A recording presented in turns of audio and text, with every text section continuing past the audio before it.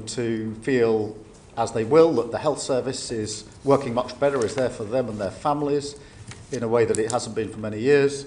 And I want them to feel safe and secure both in their immediate neighbourhood and as a country, both our borders and national security and defence. So they're the three things that I'm focused on more than anything else, those three things.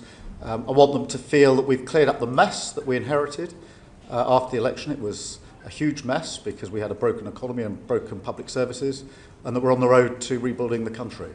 Okay, thank you. And what about child poverty? What would you like to see as progress on that? Well, I mean, poverty and tackling poverty and breaking down barriers has to be central to everything that we do. People will not feel better off or safe and secure if we haven't tackled poverty.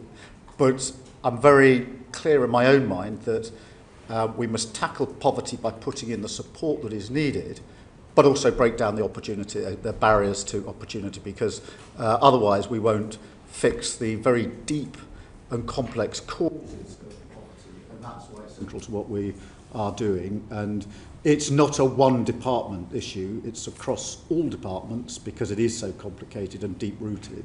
But it's got to be more than just support to deal with poverty as it is today, but also to put in place the measures to ensure that people can get out of poverty and stay out of poverty. And that's why, broadly speaking, the strategy we've adopted has four limbs to it. The first is to increase income, the money coming into people's pockets, if you like, into their household, to decrease costs to them, to strengthen the local support they have, particularly back into work, but in other ways, and to boost financial resilience.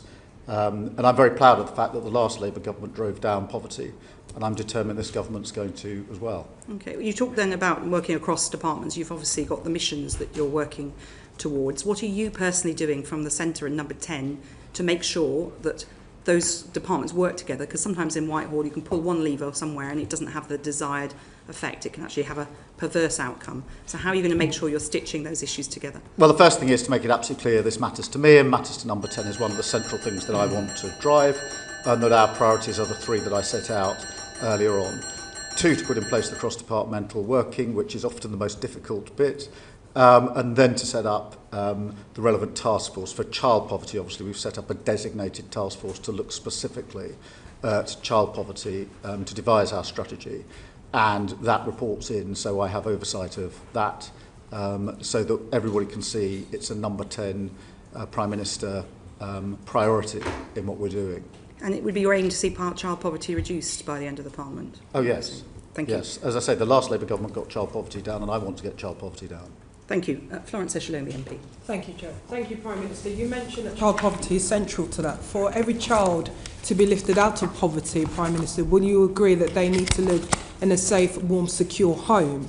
Remember the tragic case of Awab Ishaq, the 2-year-old that died in Rochdale in, frankly, unsuitable, uninhabitable conditions of damp and mould. And it's welcome that the new government has set its priority on tackling this issue. Prime Minister, when this new regulation is highlighted and brought in later this year, are you confident that this legislation on tackling damp and mould will be enforceable? Yes, I think it's really important, and thank you for highlighting it, because it was a terrible case that in this country, in these times, anybody could die in those circumstances. So that's why we made the pledge to put it into law. We've put it into law, and we will. I don't think we can simply say that that law on its own will do all the work that is needed. That is why we've strengthened what we've put in place for standards in housing across the board, including checks on landlords to do things like electricity safety checks as well. So yes, I'm confident that it's the right law. Yes, I think it is enforceable, it will be enforced. But I don't think in any of these fields to do with either housing or poverty, there's one silver bullet that solves all the problems. Because one of the issues, Prime Minister, you may be aware, is that a number of landlords, including local authorities, are saying that they're struggling in terms of the funding and enforcement to carry out those necessary checks. We've heard that the courts, we know that there's a backlog in the courts in terms of residents bringing forward those cases. So just coming back to that enforceability, Prime Minister, as a lawyer, you know for anything to be enforceable, it has to have the right protection around it. So just wanting to know if there's been discussions and that interdepartmental discussions to make sure that these cases are escalated when tenants bring them before the courts. Yes, there have been, and one of the ways in which I've set up the work of government is to have key ministers on key commitments reporting in to me for a stocktake on a regular basis, where we go through progress, what measures are in place, etc. And housing, as you would expect, is one of those. There are 6 areas where we have these regular stocktakes, and housing is one of them. So the Deputy Prime Minister and her team come into number 10. We have a session where we go through a number of different issues, but decent standards and housing and enforceability is among them. Okay. You'll recall last time we met, Prime Minister, I asked you about the government's decision to freeze the local housing allowance. And coming back to the issue around child poverty, this is an area which is keeping many children and their families in poverty because they cannot afford the rent. The recent data from the local government association responsible for all councils shows that there's a funding gap of around £7 million over the last 5 years. This is a key area pushing many people more into poverty. So I asked you again, Prime Minister, do you think that that was the right decision from a government that's ambitious on tackling child poverty? Look, I think I defend the decisions we've made. Obviously, we head into the autumn.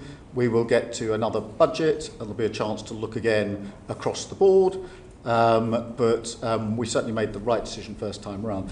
I think I'd also emphasise something I touched on last time, which is, in the end, with housing, we need to build and make available more housing across the board. There simply isn't enough, and that but means the starts, price goes Prime up. Minister, you may have seen are quite low. We're not building those houses quickly enough, and we will see more people and more children in poverty. We can't build our way out of this crisis. So in the interim, what more can the government do to help alleviate that poverty? Well, that families as I are say, there'll facing? be a child poverty strategy which we're setting out in the autumn.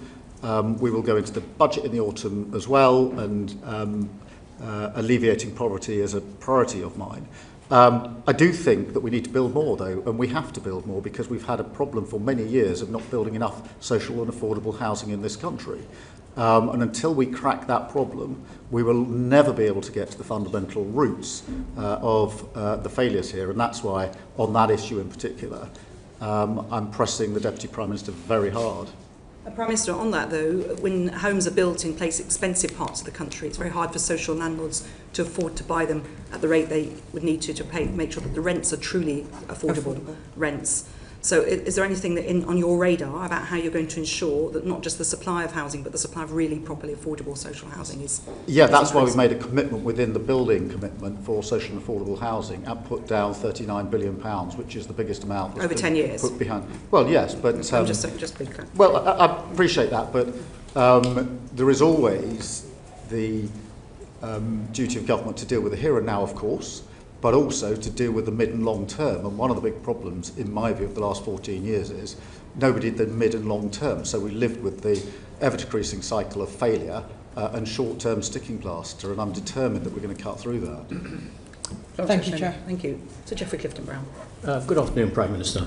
Good afternoon. Just following on from Florence's last question on local housing allowance. Some 45% of households now face a shortfall between the local housing allowance they receive and the rent they pay. Some local authorities top this up, and that's costing them in aggregate £204 million. But when we did a study, the PAC did a study on this way back in January, your officials at DWP could not tell us what effect the freezing of these local housing allowances would have on increased homelessness, because there must be an effect. Well, I hope that since then they've provided you with a letter or some further evidence. And if they haven't, I shall make sure I do after this session. But in relation to homelessness, that is also an initiative led by the Deputy Prime Minister. It's one of the priorities that I've given her, and we have put a lot of money, so £950 million, into more temporary accommodation. That's money straight into local authorities, because often it's a lack of temporary accommodation that is one of the causes of the problem.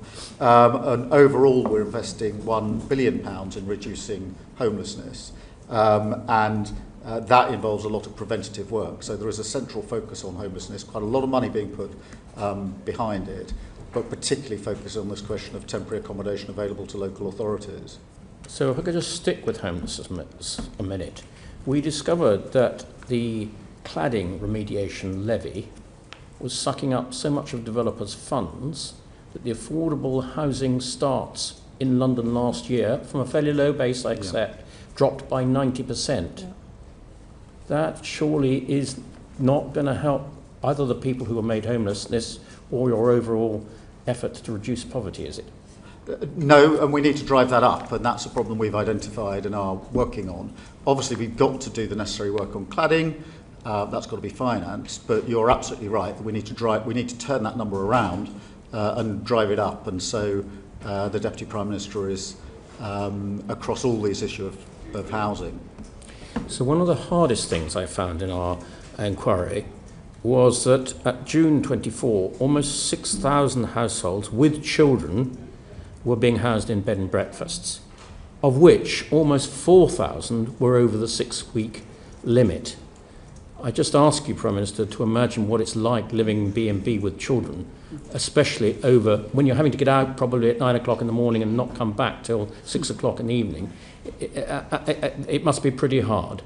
And of that, so we found that 39,000 households were living in occupying temporary accommodation outside their normal home area. So there will be people living over the 6-week limit with B&Bs, with children, outside their area, trying to struggle to get to schools or work or whatever it is they have to do. I really wonder what would you suggest you can do to begin to solve that problem? Well, firstly, let me acknowledge it's a real problem, has a huge impact on families, and not just the physical aspects of living in those conditions and the cramped and small circumstances, but also in very many cases the ability of a child, for example, to get on with their homework and get on at school. So it has not just immediate short-term consequences, it has longer-term consequences, because those same children, once they're struggling at school, will then struggle further down the line in school. That is why it's important that we have put the extra money into temporary accommodation for local authorities to make sure there's a wider range of accommodation. Now, you can't fix this overnight, but you're absolutely right, it needs to be turned around for all the reasons that you've identified, and I absolutely understand. Thank you very much. Thank you, just on that, Prime Minister, every homeless child means a child missing school, a child missing out on a vital and welcome breakfast club that your government have committed to, a child or adult missing out on those extra hospital appointments because they don't have a safe and secure home to go to. We are seeing councils at breaking point because of the additional money spent on temporary accommodations. A number of councils declaring bankrupt because of temporary accommodation. This is not sustainable. And I come back to some of the measures that have been taken by the government. So just to ask, do you feel, Prime Minister, then, that we do need to have an urgent reset in local government funding to look at these long-term solutions and key pressures facing councils up and down the country? Yeah, I mean, firstly, let me say we have put £1 billion into homelessness. That is a huge amount, more than any government's put in for a very, very long time, for precisely the reasons that have been identified by this committee. So there's an absolute commitment on homelessness, and the money was put there in the budget and the spending review to make good on the commitment on homelessness. On the wider question of local authority funding, yes, I do think it needs a review. I've long thought it needs a review, amongst other things. We need multi-year settlements. There are no end of local authorities that say to me, because it's a year-on-year allocation of money, we can't use the money as effectively as we might otherwise be able to do. There are, I don't know how many local authorities who say to me, until you fix, as we are now doing, the no-fault eviction problem, you'll have a homelessness problem, and the bill will be picked up by local authorities. That's why we brought in the provisions to get rid of no-fault evictions. So I absolutely agree with you. This needs review, it needs change. We've started the process of change, and they would be, as it were, the top contenders for me of what we're getting on with to bring about a material change as quickly as we can. Okay, that's good. So it'll be good to know when we'll expect to see some of those changes and the extra investment, and if it's something that... Well, the investment in homelessness has gone in already. I mean, the money's been made available. When do you expect to see a change? Well, as soon as possible. I've got the Deputy Prime Minister project managing this. We're looking across the numbers, we're getting the money to where it needs to be, but the financial commitment and the political commitment are in place, and the Deputy Prime Minister is pretty focused. It matters hugely to her, it matters hugely to me, and therefore we're driving it through central government. I talked earlier about your vision in 3 years. I mean, you're saying in 3 years, in the next year, you'll see a difference. When do you think we'll see the actual difference on the ground? Because in homelessness or living standards more generally? Well, on this particular issue, on housing and and temporary accommodation. Oh, I want the money going into temporary accommodation, I want to see having immediate effect. In other words, more accommodation available. Now, obviously, it'll take some time to get it into place.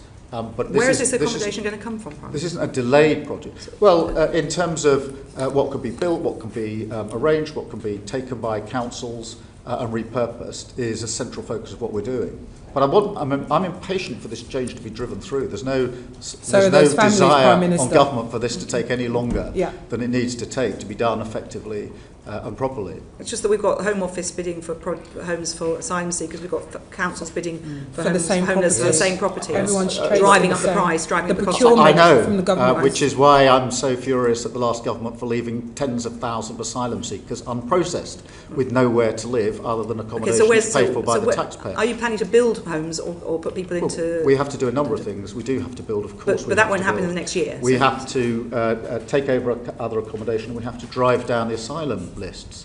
There is so no just a pinpoint before. What other accommodation precisely are you planning to take over to provide temporary accommodation for families? Oh, there's lots of housing in many local authorities that can be used, and we're identifying where it can be used. But I mean, look. Can you give us? Have you got any examples you can give us? No, but I'll write in and give you details. Because I could say certainly in a number of our local authorities, I'm already picking up from around the table, there isn't a lot of spare housing available. If there were, councils would be able to be dealing with it by now. Yeah. Well, exactly, which is why leaving a huge tens of thousands of unprocessed asylum seekers that need to be housed is a huge problem for so you'll be putting homeless families into those hotels? No. We're looking at what accommodation is available, and I'll make sure that we send a detailed letter. Okay, well, we certainly look forward to receiving that detailed note. I'm sure councils will be breathless waiting for it. Helen Hayes, MP. Thank you. Good afternoon, Prime Minister. My committee has just completed an inquiry on children's social care. And as part of that inquiry, we heard really devastating evidence from care-experienced young people who experience a cliff edge in support at the age of 18. So, for example, a young person told us how she had to give up her A-levels because she had to work in order to pay rent to keep a roof over her head. I hope you would agree that that is a choice that no young person should have to make. And as a consequence of that evidence, my committee's recommended that young care-experienced people need more support at the age of 18, both with accommodation and with their living costs, to stop them being trapped in poverty for a lifetime. Is that a recommendation that you agree with, and how would you progress the urgently needed additional support for young people leaving the care system? Well, firstly, I absolutely agree with the identification of the problem that you and your committee have put forward. Lots of children coming out of care essentially go off a cliff edge from having support when they're in care to almost none, and we've got to, in my view, change that so there's support and it's graduated as they come out of care. I haven't looked particularly at the recommendations, but I will make sure that they are being looked at and obviously give you our full response to them. Thank you. So we welcome very much the government's commitment to youth guarantee to support young people into education, employment or training. But we are really concerned about some of the additional barriers that young care experienced people face, often as a consequence of trauma that they've suffered earlier in their lives. And the evidence that we've seen would point to the government's decision to withdraw universal credit from under 22-year-olds as having particularly harsh impacts on increasing poverty amongst care experienced young people. Our report recommends that group of young people, actually numerically a very small group of people, are removed from the exemption, from the decision to withdraw universal credit so that they can still access that support when they need it. Is that something that you will be prepared to take forward? Well, certainly have a look at the recommendation that your committee has made. I do think the youth guarantee is a hugely important part of what we're trying to do, but we'll certainly look at your recommendation. One of the issues is that the mental health support often isn't there for those young people who've experienced trauma earlier in their lives, and it is very difficult for them, if they're living with trauma, to be able to take advantage of opportunities that might otherwise be available to them. And that's why we're looking particularly at that safety net for care experienced young people, because this is about avoiding them being trapped in poverty for the rest of their lives. Is this something you'd be prepared to pick up? Yeah, I mean, as I say, we'll look at the recommendation your committee has made. Okay. And then the final thing from me, just drawing again on that report, is that the evidence is that, I mean, really, if the government is serious about homelessness, if the government is serious about tackling the problems that we have in the criminal justice system, the government has to be serious about providing better support for young people in the care system, because they are so vastly overrepresented in both of those populations. So a quarter of the prison population has care experience. That would indicate that they're not in prison for any reason other than their lives have gone really badly wrong because they've been let down previously and when they were children. So this is a problem that we believe as a committee is of strategic importance to the government. Yet support across the country for care experienced young people is completely inconsistent. So our committee recommends that there is a national offer for care experienced young people. Will you commit to that, Prime Minister? Well, firstly, on your general analysis, I agree. I mean, for many years we've seen an overrepresentation of those that have been in care in poverty and in prison in the criminal justice system. We absolutely need a better approach to that. Whether a completely national approach is right or wrong, I don't know. I'll certainly have a look again at what your committee has said about this and make the relevant inquiries. But we do have to improve the chances and opportunities for those who've been in care and come out of care. And it starts obviously with what has been a cliff edge for many of them, but then continues with quite deep-rooted problems very often for the rest of their lives.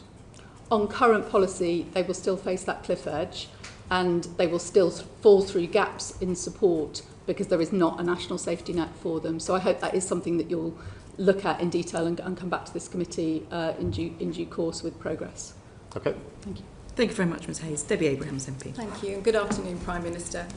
Since you were last before us, Prime Minister, my committee published our interim findings on the Pathways to Work inquiry in May, where we expressed our considerable concerns about the imminent UC and PIP legislation, and particularly in terms of the changes in eligibility of these benefits, with the potential of pushing 250,000 disabled people into poverty. Now, I acknowledge the concessions the government made to the bill, but the fear and anxiety that this caused to disabled people currently in the system cannot be underestimated. I just wondered what you'd like to say to them now and what you will be doing differently in the future. Well, it's very important that they feel secure and supported, and that is at the heart of what we are doing in the changes we're making to welfare and related areas. I want to see more opportunities and more support put in place. And some of that will come from the state, some of it can come from employers. I'm absolutely clear in my own mind there's more that employers could do and the state can help them to do to encourage those with disabilities to come into work and to retain if they are in work. And I've seen good examples of that myself, as no doubt you have, but not enough across the country. So we need to do more. Thank you. Well, on that very point, you'll be aware that there is still projections that your government has put forward that estimate 50,000 newly disabled people in April next year will be pushed into poverty. Because of the reduction in the UC health element of the bill. Now, you mentioned about getting more disabled people into work. Charlie Mayfield, who, as you know, is doing the Keep Looking Working review, not to be published until later this autumn, Prime Minister, has said it will take several years before the labour market changes in order to allow more people to be employed, disabled people to be employed, but also to retain disabled people. So, my question to you is, several years, 8 months. What are we going to do to mitigate against the potential pushing of another 50,000 people, disabled people, newly disabled people, and their families into poverty? Well, I think the Mayfield report is coming in the autumn with the final recommendations, so we obviously need to look at that piece of work, and that is focused, as you know, on what employers can do. I don't accept that everything is going to take years. Some changes do take years, but not all changes take years, and we have to do work in the interim to give that support to those with disabilities. What specifically had you in mind, given that we've had a disability employment gap for, well over 10 years? Well, I think there's a lot of work can be done with employers to encourage them to take on and to retain. That doesn't need primary legislation. I've seen pilot examples of it across the country, which I'd like to see many more of, that have been very, very successful. So, yes, I accept that, if you want to pass legislation, it'll probably take some time. I don't accept that every change that is needed, some of them that I've seen for myself have been quite effective, don't need legislation at all, and I think we can get on with that as quickly as possible. The Mayfield recommendations will be on with us, obviously, later this autumn. Can you give an example, Prime Minister? Yes, I'm aware of the Trailblazers examples, and again, these are pilots and tens of thousands, not the hundreds of thousands that will be affected next April. And I'd just like to point out that in my part of the world, there is one job for a disabled person for every 333 disabled people chasing them. It's slightly different in the south, where there's a more vibrant local economy. It just seems so punitive in that regard. But ultimately, Prime Minister, I just wanted to go back to my first point about doing things differently. This was poor legislation. It was designed to save money for the Treasury by cutting support to sick and disabled people. It was so far removed from Labour values of fairness and social justice, let alone compassion and common decency. I have to say I felt ashamed. So what are the values that will underpin the government in terms of the policy making going forward, so that we avoid the harms, the potential harms and the real harms that people are going to face, disabled people, vulnerable people are going to face? I think this is a really important Labour value. I think the fact that there are nearly 1 million young people out of work, not earning or learning, is a huge challenge for our country. And none of us should be accepting of a system that operates like that. It is broken, it needs to be mended. All the evidence is that if you're on benefits and out of work at that young age, the likelihood of ever getting into good, well-paid, secure employment goes down, down, down for the rest of your life. 1 in 10 working age people out of work and 3 million locked out for health-related reasons. It is no wonder that almost everybody says the system is broken and it's got to be changed. And I'm glad that we've started the process of change. I'm not going to pretend that we got everything right in recent weeks, but we do need to reform the system, and we should take that on as a Labour argument, in my view. Couldn't agree more. Everybody agrees that reform needs to happen. It is a broken system. Reform does not, you mentioned right at the beginning in your introduction, reform does not mean cuts to household incomes of already struggling households. We must do better, Prime Minister. You mentioned about reducing poverty. This had the potential of actually increasing it. I'll leave it there. Thank you. Thank you, Ms Abrams. Sir Geoffrey Clifton-Brown. Hello again, Prime Minister. It seems that we have, as Debbie Abrahams was saying, a long-term trend of unemployment increasing every month. It now stands at 4.7% and 1.67 million people out of work. And therefore it was perplexing to me, and I hope it might be perplexing to you, that when we did our inquiry on the 2nd of July into job centres, we found that there were 2,100 fewer work coaches than there had been the year before. Now, I accept that the DWP have had difficulty recruiting them, but given that I'm sure it must be your government stated objective to try and help people back into work wherever possible, and job coaches play a key part in that, it was surprising to find that not only was there fewer job coaches, their initial interview time had been cut from 50 to 30 minutes, with proposals to cut them even further. Now that means the moment the work coach gets into a room with the jobless person, they've got to establish who they are, get all their data, their criteria, their skills, their wishes, how they would get back into work, all in half an hour, which, if it had been previously deemed that it was necessary to have 50 minutes, I don't see how quite that could be done in 30 minutes. And when we questioned DWP on this, they told us this was based on data from their own employees dating back to 2015 to 18. They had not done any surveys on the people trying to get back into work themselves. This really does seem peculiar.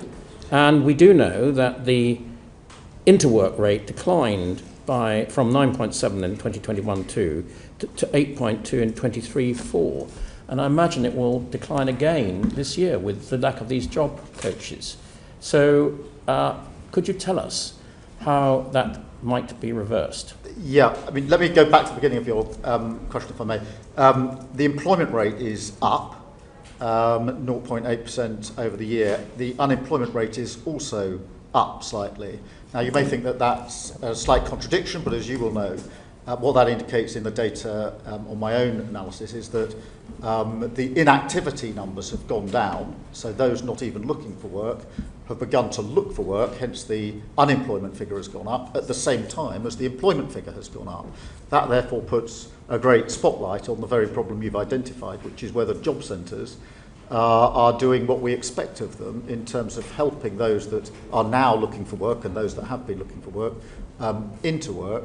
I think we have already started the programme of changing the way job centres work, because there's not enough time coaching and helping people into work. I also don't think that many businesses are actually going to the job centre when they have a vacancy.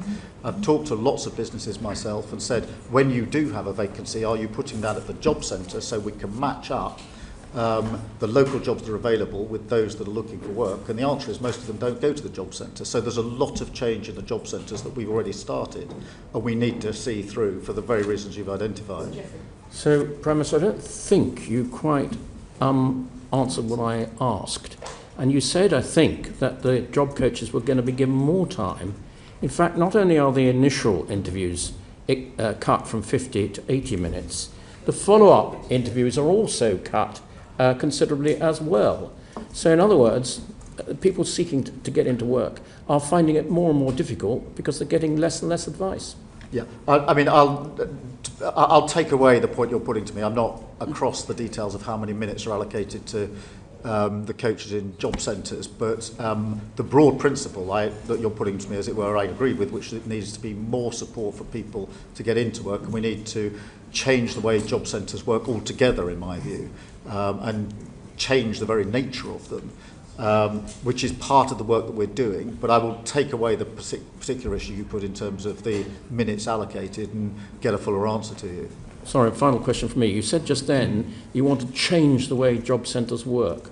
Do you want to just elucidate on what's in your mind on that? Yeah, I don't think most businesses are advertising in job centres, and I think there's a basic mismatch between what is genuinely available in an area for those that are going to a job centre and that which they're being presented with. And I think it's a problem we've got to sort out. Okay. That is because people don't have faith in the job centres.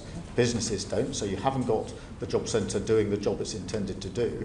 I also want to look, whether it's minutes allocated or whatever it is, I do think there's more support, and we've allocated money to support people into work, and that needs to be used much better in my view.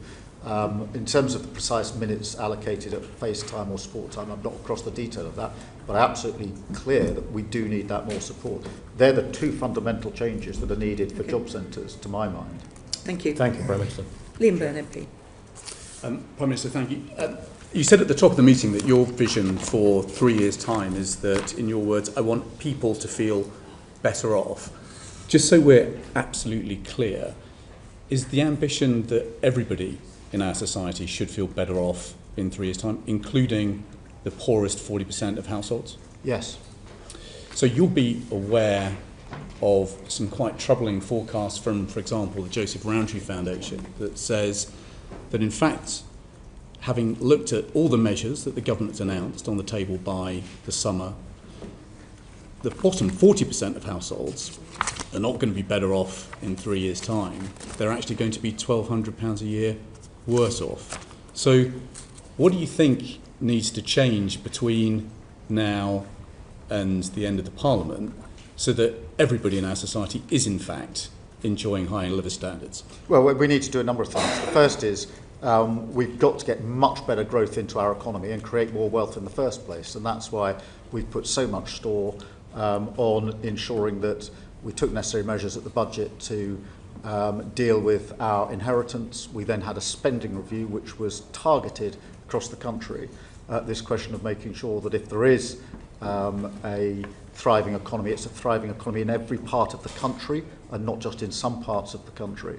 And it's why we've already in the spending review focused on things like the living wage, the national wage, and the minimum wage, and ensuring that wages are going up. They've gone up more in the last 10 months. They went up in the last 10 years. So that's the first part. The second part then is the poverty strategy that has to ensure that this is across the whole of society and every location, because in addition, as you all know, to the growth figures, we've had inequality variances across the country, place by place, and we have to have a laser focus on that, because whilst we want more wealth creation and the economy to thrive, and we do and we will, we can't have that as London and the South East and redistribution as a sort of one-word answer for the rest of the country. To my mind, that is fundamentally wrong. Mr. Benn. The challenge that we've got, though, is that the Bank of England now forecasts that wage growth is going to slow down. Joseph Rowntree Foundation says that earnings for the bottom 40% are going to fall by £700 a year. The Office of Budget Responsibility says real household disposable income is going to fall to almost zero in a couple of years' time. Resolution Foundation says that the freeze on tax thresholds means that the real wage growth for the poorest will get obliterated.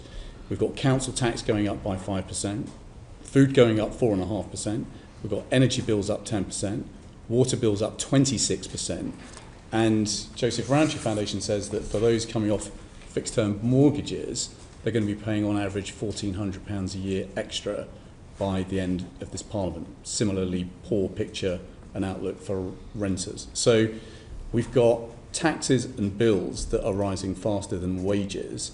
So the question remains, what else do you think is needed over the next year or two so that everybody is enjoying higher living standards by the time of the next election? Well, if I just concentrate on two aspects of that. Firstly, the income side and then the cost side. On the income side, obviously, we have already pulled the lever of increasing minimum wages, which is on average of, I think, about £1,400 extra into everybody in effectively 3 million of the lowest lowest paid, above inflation increases for standard rates of universal credit. And then on the other flip side, if you like, free childcare is coming on stream from this September across the board from 9 months through to school starting age. Free school meals are being rolled out, breakfast clubs are being rolled out, limits on what you have to pay on school uniforms, and warm homes discount is £150 per household. That's gone from 3 million to 6 million households for this winter. So I do think there are things that government has done and will continue to do. But in the end, the central focus has to be on creating more wealth and making sure that we have a growing and thriving economy. That's been the single biggest failure of the last 14 years, which is we haven't had an economy that has grown in any significant way. These are all important steps forward, but having reviewed everything that you've just announced, the Resolution Foundation said that the poorest half of households, by the time of their next election, will still be £200 poorer than they were last year. So, the question remains, over and above what you've announced, what else do you think is needed in order that everybody in our society is enjoying high living standards in a couple of years' time? I think we need a central poverty strategy, and we're putting that around the child poverty strategy, which we're rolling out in the autumn. But you could cut people's taxes. I mean, if we taxed investment income in the way that we do work, if we tweaked up capital gains tax so that it was fairer, there would be enough money to deal with the fiscal pressures that we forecast and deliver a big, bold, working-class tax cut, just as they delivered in Australia. Surely that should be an idea that remains on the table going into the budget. Well, I'm not going to be tempted to start speculating on what might or might not be in the budget. It's going to come in the autumn. We will get the forecasts. The Chancellor will set out her decisions according to that forecast, but I'm not going to be drawn into speculating on what that might be at this stage. Well, Chair, the Prime Minister didn't rule that out, so I'll take that as a win. And well, we're in for a long 6 months because no Prime Minister or Chancellor ever says in advance what's going to be in the budget, and every day there'll be a story saying doesn't rule out. Okay, we absolutely, Prime Minister, we're very aware of that. Mr Barclay. Thank you, Chair. Prime Minister, you've just been at pains to point out to Mr Byrne how much you're spending on different things. In May, the government had the second highest borrowing since records began, with only peak COVID in May 2020 being higher. Sorry, I missed the middle word there, Steve. I'm so sorry. In May, your government borrowed the second highest amount since records began, £17.7 billion you borrowed just in the month of May, and only peak COVID in May 2020 was higher. Do you expect borrowing this year to be higher or in line with forecast at the budget? Oh, in line with forecasts, and there have been monthly fluctuations, usually for global reasons, as you'll have seen in a number of other countries. But we have also obviously got our overarching fiscal rules in place, which are ironclad, one of them relating to borrowing as a proportion of debt. So tomorrow we will get both the June figure but also the figure for your first year in government of how much you've borrowed. You're expecting that to be in line with what was set out in the budget? Well, I'll see what the figures are tomorrow, and there have been, I think every month this year there have been fluctuations, broadly driven, and I think generally accepted as driven by events that are happening globally, almost capable of being tracked to them day by day. But I want to be in line with the forecasts, and we've got the fiscal rules in place to ensure that we are in line with the forecasts. Well, the spending decisions you've been talking about weren't global factors, they're national decisions. At the spring statement, the OBR found that there was a £14 billion deterioration in the fiscal forecast, the fiscal outlook from between the budget and the spring statement. Industry analysts are predicting a similar amount of deterioration ahead of the budget. Again, is that something that you would reject? Well, my experience so far has been of different predictions almost on a weekly basis as we get into the final stages of the budget, which is why I think it's important to see them over a slightly longer term and see what precisely those forecasts are when we get to the autumn. And I don't say that frivolously. I mean, I was very concerned only a few weeks ago when the conflict in the Middle East looked like it was going to escalate rather than de-escalate. I was very concerned about the impact that would have on oil prices and on our economy as a result. And therefore, I do think it's important for us to see this over a slightly longer term. I mean, we're tracking it, as you'd people imagine, would accept very, that very slight closely. variations. What I'm trying to tease out is whether there's a trend, and you're rejecting, for example, pretty widely accepted industry analysts that there's an expected further deterioration. For example, ING had predicted a further 14 billion. You're saying that's quite wide of the mark. Well, let's see what the OBR's forecasts are in the autumn. Right. As I say, my experience is that those forecasts change on a pretty regular basis, often according to external factors, and trying to guess now what the forecast might be in the autumn is fraught with all sorts of difficulties. Fine. In terms of consistency then, given other things change, is it reasonable to say, with regard to the fiscal headroom that you set out, that as a point of principle, you feel that there should be a reasonable amount of fiscal headroom? Yes.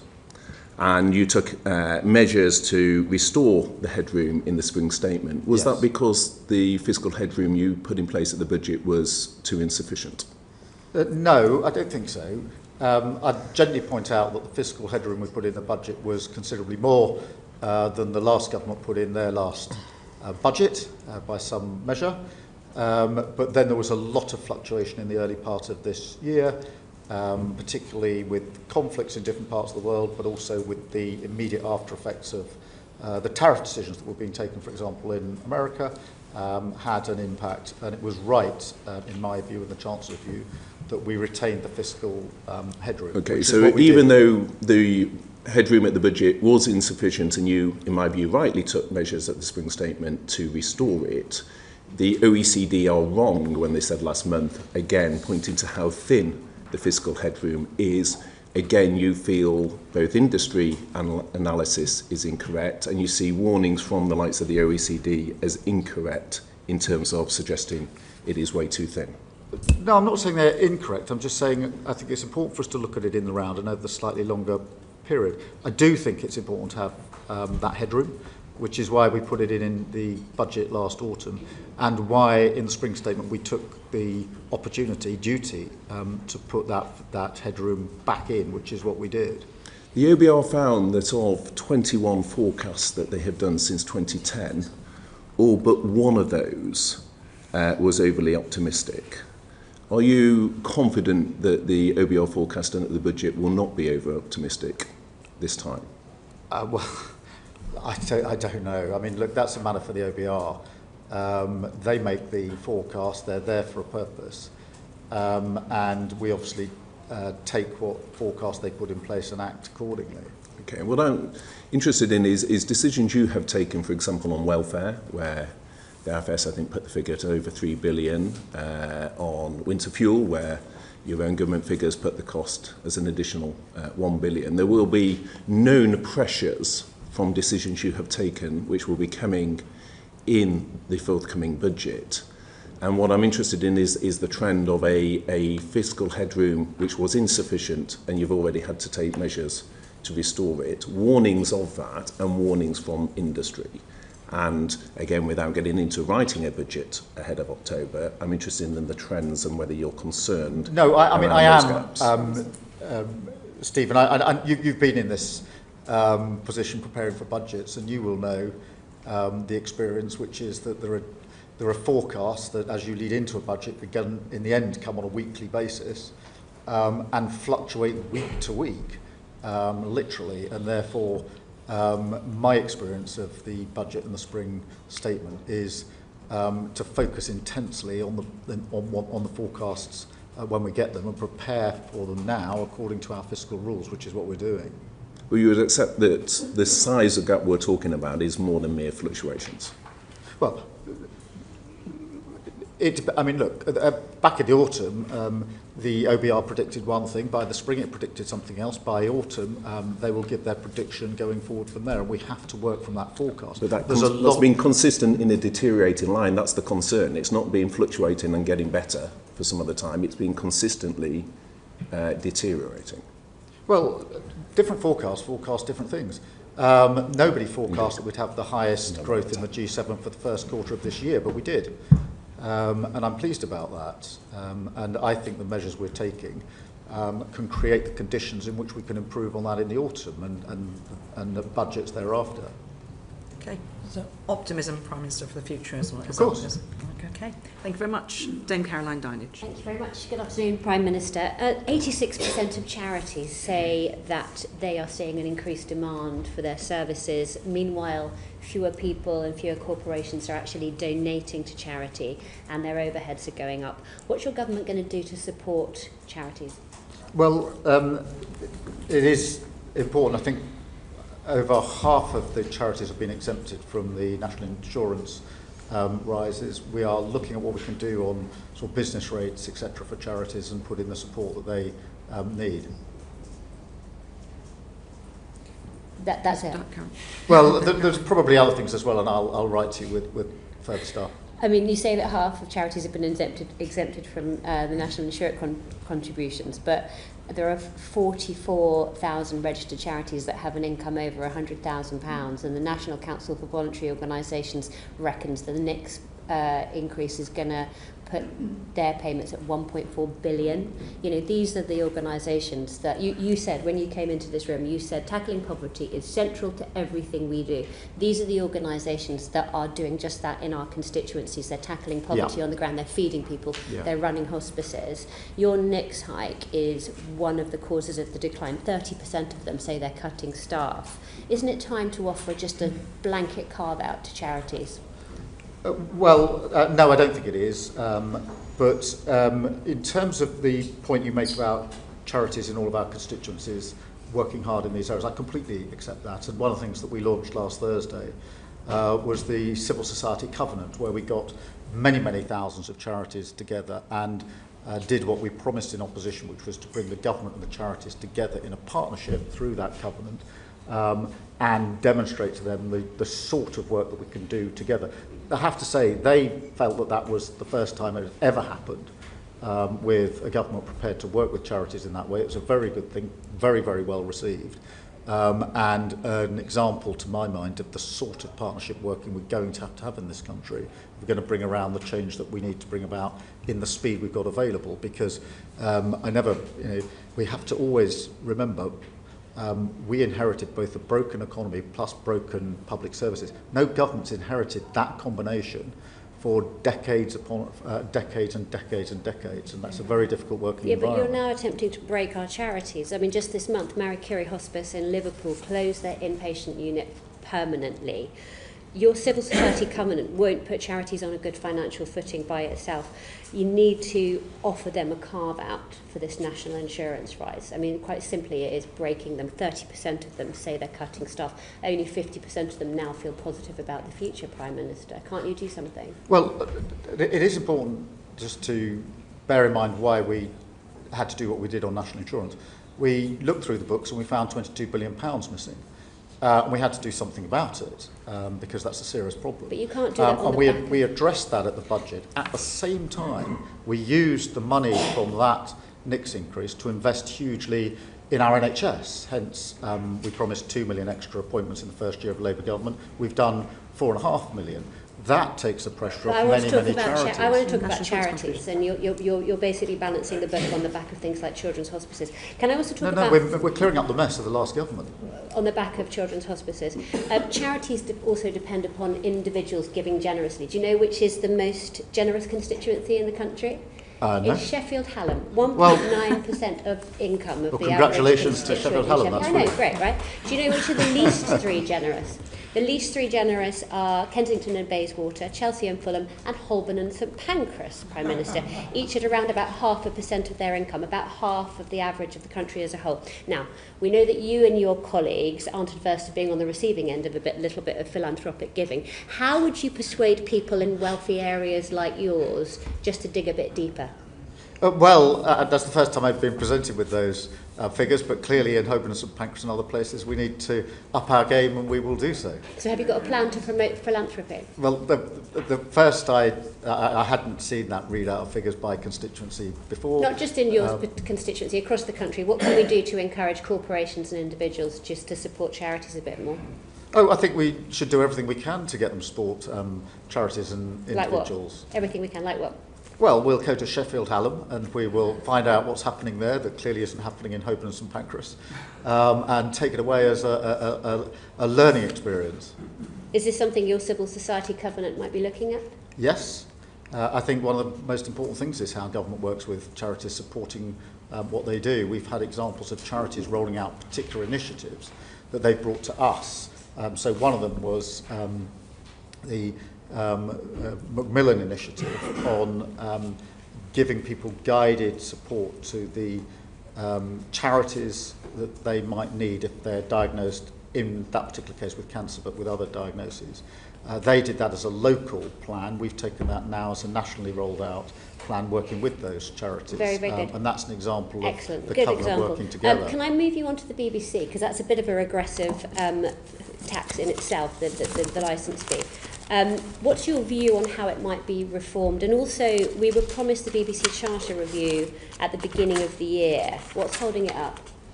Well, we're going through the review, and it'll obviously come to its conclusion. And we keep an open mind about what we need to do with the licence fee, but we are working closely with the BBC. We're going through that review.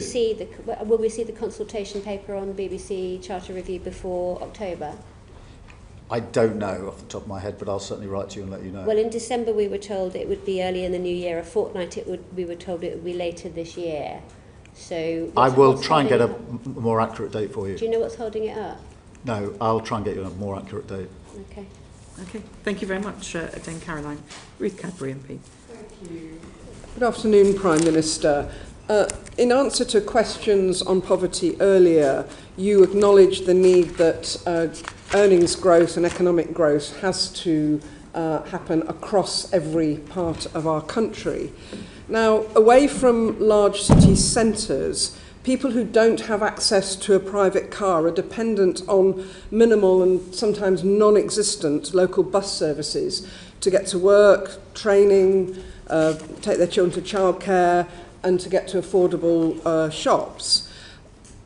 In the Transport Committee inquiry on buses, we've had evidence that to our inquiry that 56% of small towns in the southwest and northeast are complete public transport deserts, and that this lack of buses impacts on the growth of those small towns. So how is the government going to ensure that its current bus reforms actually close the gaps around the country in the way that is happening in Ireland, and that the buses bill doesn't just prevent more decline in the inadequate status quo?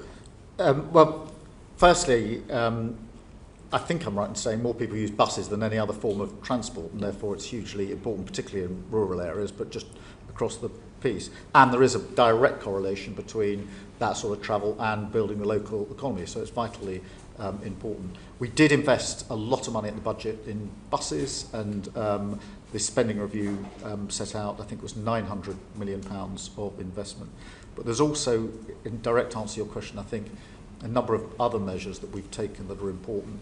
Capping at £3 the bus fare until March 27 is really important. But equally, in the bus services bill is the socially necessary services, because it's not just the price, it's the route.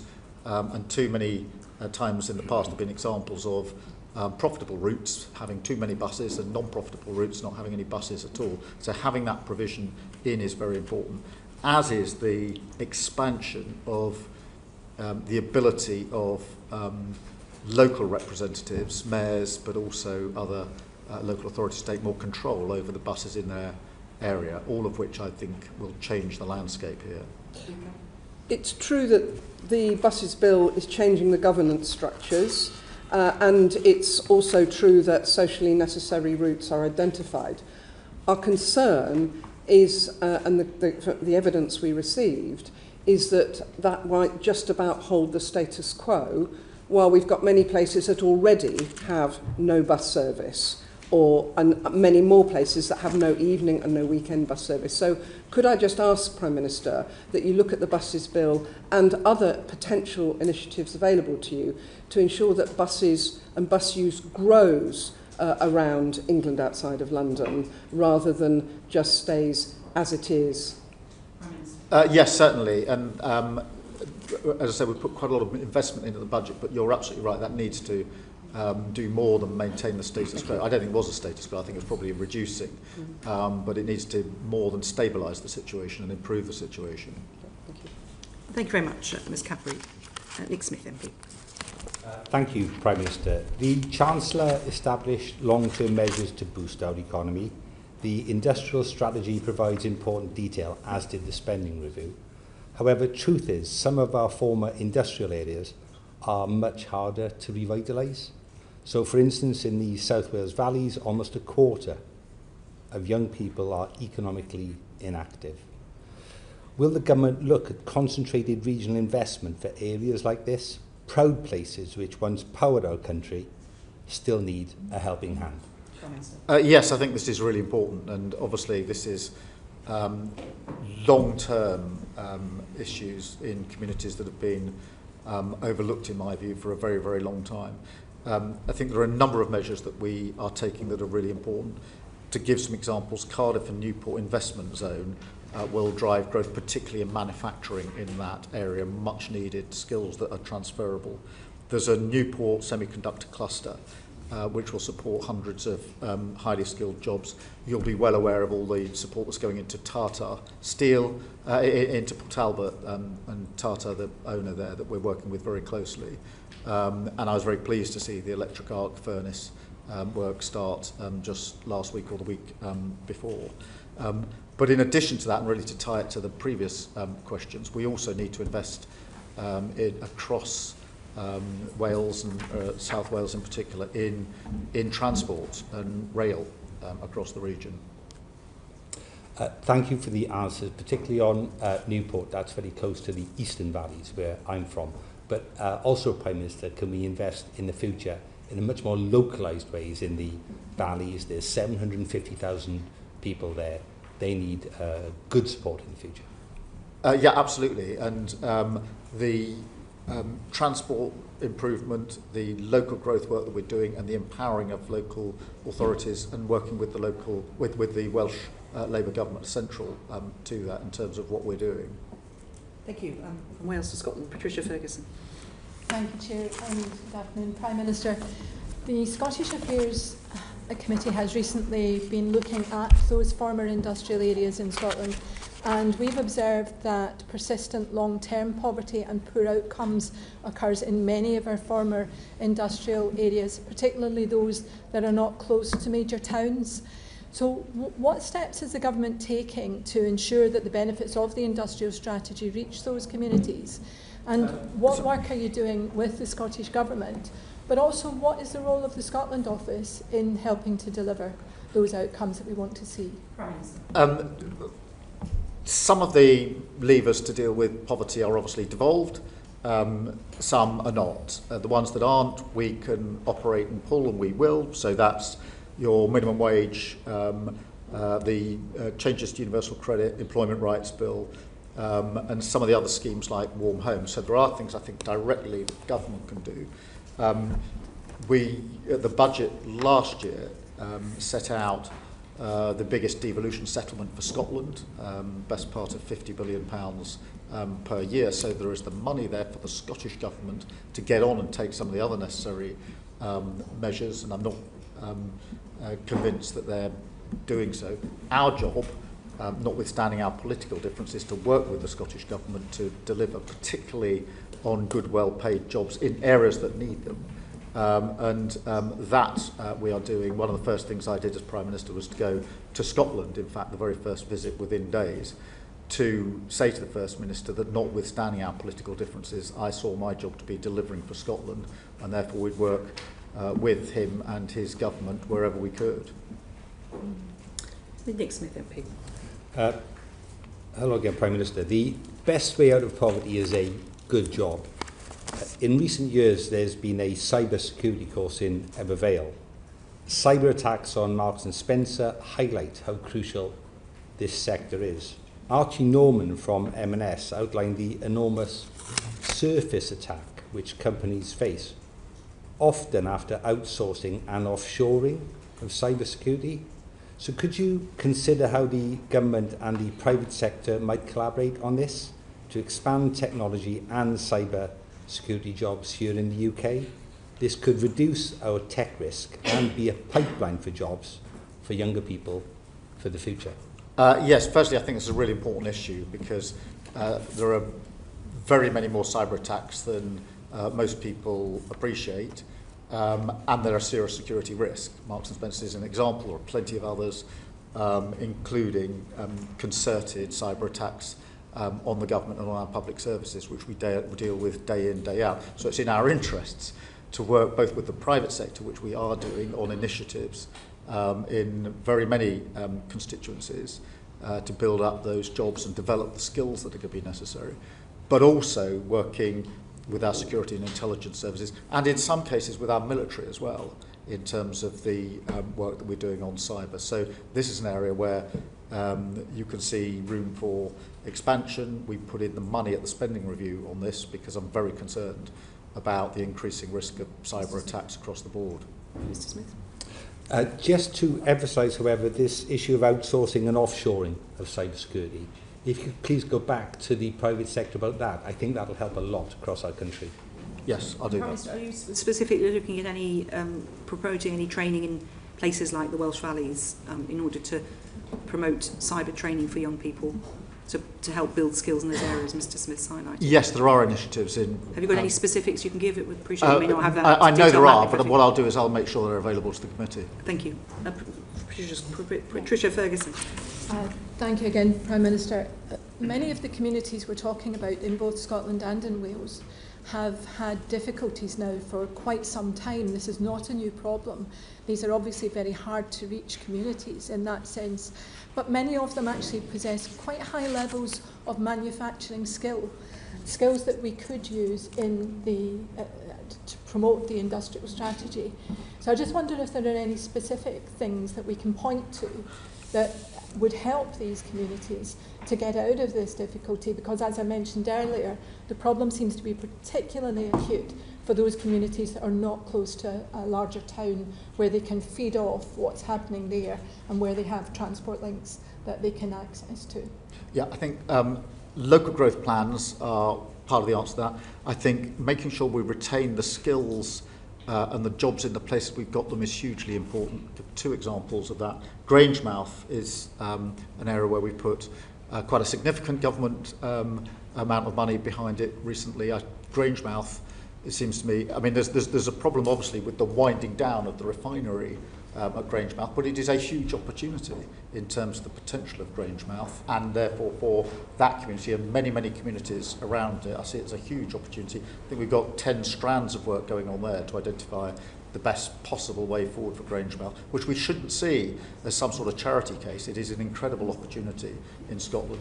Equally, the work around Aberdeen as we transition from oil and gas to renewables, the potential there is huge for using the same pipework for carbon capture as is currently used for going the other way, if you like, and the same skills and the same workforce for decades to come. So I think there is huge potential in Scotland if we get this right.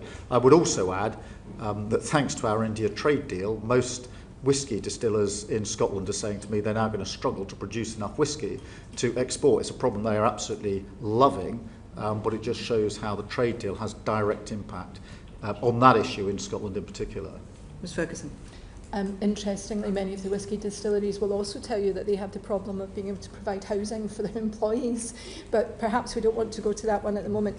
But I wonder whether you think that the new jobs coming forward, both from Grangemouth specifically, and also in the transitioning of the North Sea, are able to keep up with the number of jobs that are being lost? I think they can, but I think it needs additional work, one of which is to value the local supply chains and to ensure that that is measured when contracts for procurement are put out, because I think particularly at the moment having secure supply chains in Scotland is vitally important, and therefore one aspect, whether it's Grangemouth or elsewhere, can then feed a lot of other communities, a lot of other jobs in quite a wide range of areas, but only if we value the fact that they are Scottish jobs in Scotland, where, in my view, the investment and the contract should be, not least because that then supports the communities through those jobs, and those with the jobs are then paying tax back into Scotland rather than paying it in another country.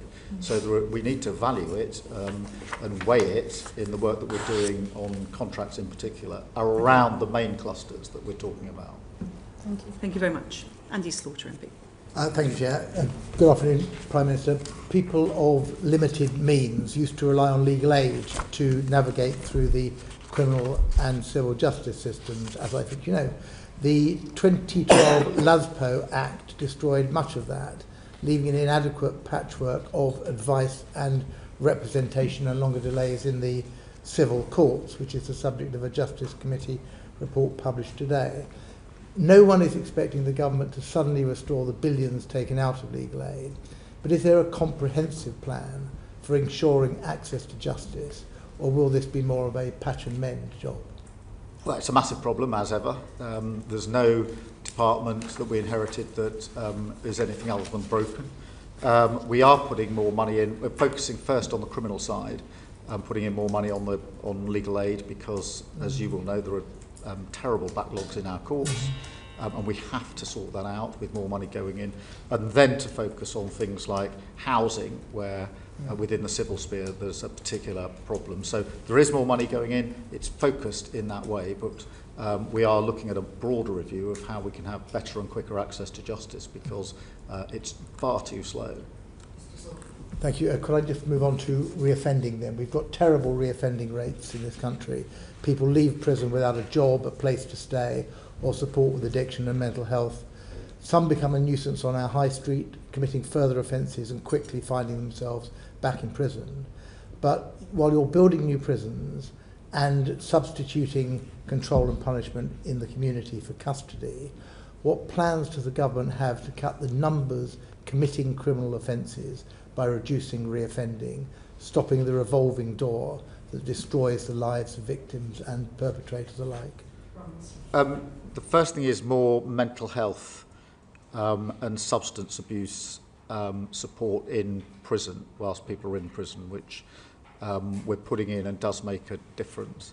I think for those that are out of prison and serving their sentences in the community, there's an initiative we've launched with councils to try and bridge them into well-paid work at the end of that part of their sentence, which is shown to have material support, and then putting a better package of support around those actually leaving prison when they do leave prison. So they're the three things that we're doing at the moment. Thank you. Thank you very much. And we're now going to move on to discussing some of the international issues that you've been dealing with, Prime Minister. And Andy Slaughter's going to kick off with that as well. Well, slight change of tack, Prime Minister. Every day it's clearer that the civilian population of Gaza is being starved, killed and displaced in a systematic yet indiscriminate way. The steps the UK has taken thus far have had no effect on the criminal actions of the Israeli government. Indeed, these have accelerated and spread to the West Bank. What further steps will the government take to protect Palestinians from mass killing and destruction of their homes and communities? And will these include recognition of Palestine as a state and acting on our obligations under the ICJ advisory opinion? Firstly, we need, in direct answer to the first part of your question, we need a ceasefire. And we need it straight away because that will create the space for the remaining hostages to be released. They've been held for a very, very long time. It will create the space for aid to get in at speed and at volume, which is desperately needed. And equally importantly, create the space for a political process, which to my mind is the only long-term way to get a sustained peace in Gaza, and we mustn't forget what's happening in the West Bank as well. I do think, in answer to the second part of your question, that it is important that all countries, including ours, play a leading part in bringing about the peaceful settlement that we want. And obviously, on the question of recognition, we are, and have been for a long time, committed to that as part of the process, as a contribution to the peace process at a time most conducive to the prospects of peace. We are working with others on how we get from where we are now to a two-state solution, which is the only viable option to my mind. And I think that we need to use the coming weeks to push further on credible plans for the next phase of Gaza. If we get to a ceasefire, we need to push past that and on to better regionally supported reconstruction efforts and supporting of the Arab plan. And I think we should play a leading part in that. I think, if I may, you began by talking about a ceasefire, which is absolutely right, because that is the sine qua non here. But we hear a lot of words, and there's been another statement, I understand today, a joint statement with 25 countries, but people are asking for action. You must hear that, and certainly the Foreign Secretary hears that every week in the House of Commons, and we have yet to see any steps that have led the Israelis to take action on a ceasefire. Indeed, the opposite is the case. Every morning brings new horrors and new atrocities, new displacements, new deaths of civilians queuing for food in that way. And they're looking to you and to this government to try and provide something which makes that ceasefire happen. What will that be? Firstly, let me be clear, the situation on the ground in Gaza is intolerable on so many levels. We make that absolutely clear in all of our exchanges with Israel and with other countries. Whether that's the deaths for those that are queuing for aid, whether it's the plans to force Palestinians to live in certain areas or excluded from certain areas, they're all intolerable and absolutely wrong in principle. We have taken action, as you know, in terms of sanctions, in terms of what we're doing with arms sales, and we are working hard with allies to ensure we bring about a ceasefire. That is not straightforward, as you will appreciate. It is important that we're working with the Americans on this, as you would expect. But we need to get to that ceasefire to create the conditions for everything else that needs to happen, and we'll continue to do so. It is a really important part of the work that we're doing on a day-to-day basis. We should have responded to the advisory opinion by now. It's over a year since that was issued. Well, I mean, there's a lot in it, and we're working through it, and we will respond in due course. Thank you very much. Dame Emily Thornbury. No one can deny that our relations with the Europeans are a lot better than they were a year ago. It's much warmer. We've had the state visit of Macron. We've had Chancellor Merz and his new treaty. We've got the E3. We've got a European summit that was a great success. So since we're on a roll, what are we going to do next? If we can agree food standards with the Europeans, at the next EU summit, can we agree some others? Can we agree something on medicines or chemicals or anything else, really? Well, firstly, I do think we've made real progress, and I'm pleased that we have. We said we would reset the relations with our partners in Europe, and we've done that through a successful summit in May. And that had 10 strands to it, including an SPS agreement, which will mean lower prices in supermarkets across the country, but also really important work on defence and security. In addition to that, we've led with the French the Coalition of the Willing, which has shown our ability to pull allies together in response to the conflict in Ukraine. And that strong E3 nucleus, if you like, we had, as you say, Chancellor Merz here last week, President Macron the week before, and that core E3 is now much stronger than it's been for some considerable time. In answer to your question, I think the summit is to be a yearly summit, and it's iterative, and therefore it's not just to monitor what we have agreed, it's to go further. I would like to take up your example of medicines, to do more and more on medicines.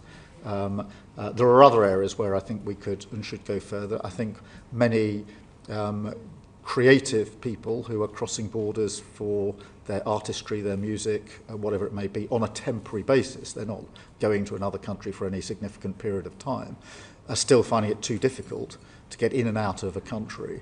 I hope we can make some progress there. They're not the only areas, but these are common sense changes that we could make to our arrangements with the EU, which had, in my view, very little to do with the vote in 2016, and where by resetting the mood in Europe, we now have a chance of going further. I mean, what would a better relationship look like in terms of defence with the European Union?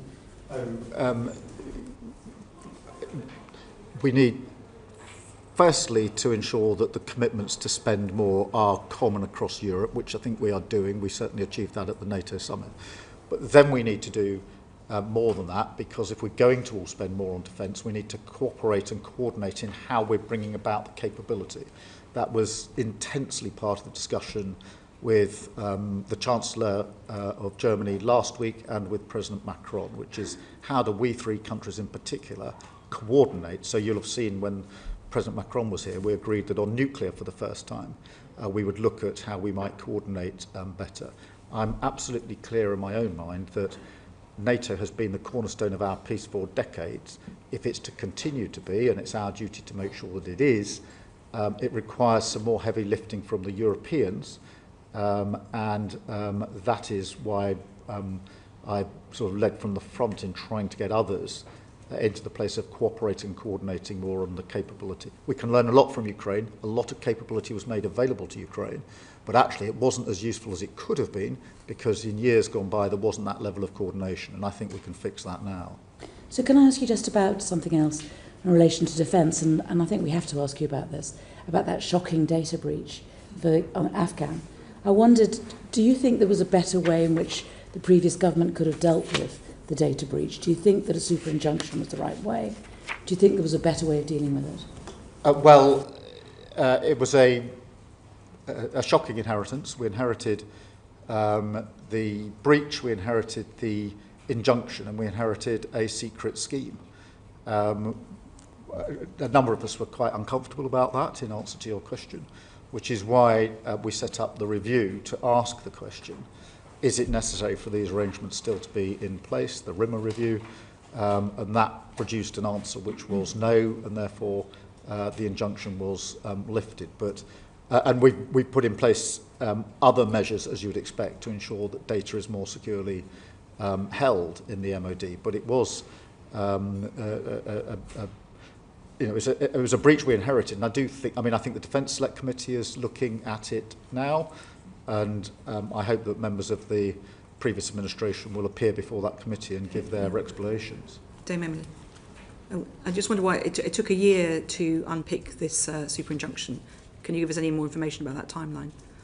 Yes, it was a very complicated review, and having got into the situation where lives were potentially at risk, I wanted the review to be as careful as it could be. So you undertook the review because you were uncomfortable about the super injunction? Yes. But you wanted to know what the impact of removing it would be? Of course, because that was a risk assessment which held people's lives in it. Decision made on entry into government? Pretty soon afterwards, yeah. So you briefed in the first briefed as Prime Minister, not as Leader of the Opposition, just to be clear. I wasn't briefed as Leader of the Opposition. Okay. To be fair, it wasn't. Just be clear for the record. It wasn't offered to me, but to be fair to the last government, they did offer me briefings on most things. Yeah. As it happens, they didn't offer a briefing on this, but I'm not complaining as such. I didn't get offered it, but to be fair, I did get offered briefings on a quite regular basis on serious issues. Just for the clarity for the record. Chiomura MP. Thank you very much, and good afternoon, Prime Minister. The Science, Innovation and Technology Select Committee published its report into social media misinformation and harmful algorithms this month, and basically identified that the online safety regime, which this government inherited, is not fit for purpose. It's unable to tackle... So we found that the online safety regime, which this government inherited, is not fit for purpose. It's unable to tackle the spread of misinformation, and it cannot keep British citizens safe online. So can you promise my committee and everyone whose lives are impacted by the viral spread of algorithmically amplified misinformation, that the ongoing discussions on a trade agreement with the USA, or for that matter the forthcoming visits of Vice President Vance and President Trump, will not prevent you from taking the action which is so urgently needed to keep British people safe online from misinformation? I'd say two things about that. Firstly, obviously the next tranche of protections under the Online Safety Act are coming into force imminently, and we need to look at how effective they are. But I do agree with you that we need to go further than that, and in all of our analysis here and the work that we're doing, we have to focus on our national interest, what we need to do to keep our citizens safe, and also to make sure our electoral system and democracy works effectively, because I was very worried at the last election about misinformation. And I'm very worried about the potential for misinformation in future elections in this country. Thank you, Prime Minister. The Online Safety Act specifically does not address misinformation. That was clear evidence. But there are provisions within it that are coming on harm, which are coming into force imminently. Thank you very much. Dame Chi. Dame Caroline Dinage. Just very quickly back to the BBC. It's the most trusted news brand around the world, and yet financial pressures have seen where they cut services, where the BBC World Service cuts services, they get backfilled by Chinese state media in Russia today, and that actually has a direct positive impact on favourability towards them. I just wondered, Prime Minister, do you agree with the Minister who said to my Select Committee that the BBC World Service bolsters national security and global security? And if you do you think more government departments should contribute to fund it? Firstly, I do agree with the proposition. I think the World Service is really important. I also agree that whether it's in broadcasting or other areas, there are other states that are more than happy to step in if a gap is left. Somewhere in the pack I've got the funding arrangements for the World Service, but I can't put my finger on it at the moment. But we do need to make sure that we protect the World Service for those very reasons. It is a matter of national security. Sorry? In essence, it's been increased, but by not enough. Yeah, well, it's a constant call. The inflation that they're sort of facing in some countries is like 30%, Yeah. and the increase is very tiny. And in countries like Liberia and Lebanon and Kenya, where the BBC World Service has pulled out, Russia Today and Chinese state media have backfilled. So it's just really important to put that on your radar. No, I take that away, but I agree with the basic proposition that other countries are very quick to step in if we leave a gap. One tiny quick question. Will there be a Department for Culture, Media and Sport after the next reshuffle? Yes. Prime And a Minister, committee to oversee it. Prime Minister, at the beginning of this session, you set out what you wanted the country to look at, and you've obviously answered a number of questions about how you might achieve that. You also, there's a lot of discussion about shake-ups at number 10. Do you think, given what you've laid out and the challenges that the country faces, there may be a benefit to bringing in ideas from outside number 10 and Whitehall, and how are you proposing to do that, if so? Oh, I think there's always room for bringing outside ideas into number 10, whether that's from the private sector, particularly those that are running businesses, whether it's from our mayors and local representatives across the country, whether it's from making better use of parliamentarians. I think there's always room for improvement and bringing in the ideas of others. I think that where people have experience on the ground, it is invaluable to hear what they say about what we are doing, we're proposing to do, and to take that on board. When you were in front of us at Christmas, you'd done 5 months. Now you've done a year. Given what you've just said, is there anything that you would have done differently, sitting where you are now, knowing what you know, compared with the 5th of July 2024? Well, I mean, we had the most terrible inheritance. I know some people don't want to hear it anymore, but if you think about Blair, he inherited an economy which was getting better, but public services which were broken. Cameron inherited good public services, but the 2008 crash. We inherited broken public services and a broken economy. So we had to take some difficult decisions in year one, and I'm not surprised that that's been hard in places. But at the same time, we've delivered incredible numbers. Are you saying you would do nothing differently? Because I mean, you just talked about bringing people in from outside Whitehall to help shape the agenda. Is that something that you want to do more of? Well, yes, but I do. I mean, if I may carry on, we've done 4.5 million extra appointments on the NHS. That is remarkable. Nobody thought it could be done. We've got a 10-year plan for the NHS. So you talked about wanting to engage with Parliament more, for example. Is there anything it's not over a year. You had a chance to do this huge, the biggest job in the country, very big challenge, huge challenge. Is there anything you would? What different approach you've taken now you've had to sat in the hot seat? Well, I think we could engage Parliament more, I don't doubt that, but I do think it's important for us to remind people of what improvements we have done to the NHS, what we've done on free school meals, breakfast clubs, childcare, school uniforms, what we've done in terms of the investment we've put into road and rail, the fact we've got 3 trade deals with countries which many governments tried to get deals with and didn't achieve that. We've had £120 billion worth of inward investment. That is a record, all-time record of inward investment. And sometimes one of the mistakes we make is not shouting and loud enough about what we are achieving. We in the Labour So from that Party list of of achievements, what's been your best moment in the last year as Prime Minister? Oh, walking into Downing Street and taking up the job of governing. And I wouldn't swap a single day in government for years and years in opposition. And what about your worst moment in the last 12 months? Well, every Prime Minister has challenges, both good and bad. What's the most difficult thing you've had to deal with? The worst thing was when my brother died, which for me brings the private and the public into a very tense conflict, and that was difficult. Well, thank you very much, Prime Minister. Thank you for your time. We hope you get a bit of a break over the summer. Oh, no, you didn't. I say that hopefully every time. I every thought Prime that at the beginning of the Minister, summer holidays last time, but it didn't work. So I'm not saying anything Thank this you time. very much indeed. If the public could stay behind, please. Order, order. I should say the transcript should be available hopefully tonight, if not tomorrow. So thanks to our colleagues at Hansard. Thank you, Prime